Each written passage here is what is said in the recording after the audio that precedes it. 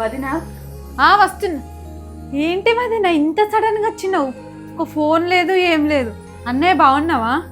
బాగున్నారా వదిన? కొంచెం జ్వరం వచ్చిందిరా, అన్న కొంచెం బిజీగా ఉన్నాడు, పడకూడదామని తీసుకున్నాను. అయ్యో వదిన జ్వరం వచ్చిందా? సరే అన్నయ్య కూర్చోండి, వాటర్ తీసుకొస్తా. ఇగో వదిన వాటర్. చూసినావా వదిన, కొంచెం జ్వరం వచ్చినందుకే రెస్ట్ తీసుకోమని పంపించాడు. మీ అన్న ఏది చెప్పినా ఈయననే విన్నాడు. నీకు జ్వరం వచ్చిందంటే అన్నయ్య ఎంత జాగ్రత్తగా చూసుకుంటాడు. అలాంటి నిన్ను ఒక్కదాన్ని పంపిండంటే అన్నయ్యకి ఎంత అర్జెంట్ పని ఉన్నదో. అబ్బా కరెక్ట్ చెప్పినవురా. సరే వదిన మన వెళ్ళొస్తా. వెళ్తావా? తినే టైం అవుతుంది, తిని వెళ్తే బాగుండు కదా. టీ తాగుదు రూపేష్, టీ తాగిన తర్వాత వెళ్దు. టీ ఏంది వదిన? తినే టైం అవుతుంది, తినేది కాలు బయట పెట్టుడు లేదన్నయ్య. ఎంత అర్థం చేసుకుంటావు వదిన? ఒక్కొక్కరు ఆడబిడ్డలకే చేసి పెట్టరు, ఆడబిడ్డ తరపున వాళ్ళకి చేసి పెడతారా? నేనే అడుగుదామనుకున్నా, కానీ నీకు ఇబ్బంది ఎందుకని అడగలేదు వదిన. అయ్యో గదేనికే ఇబ్బంది వదిన, నేను ఎవరికి వేసి పెడతానా? నా వాళ్ళకే వేసి పెడతానా. పద రూపేష్, కాలు చేతులు అడుక్కుందాం. సరే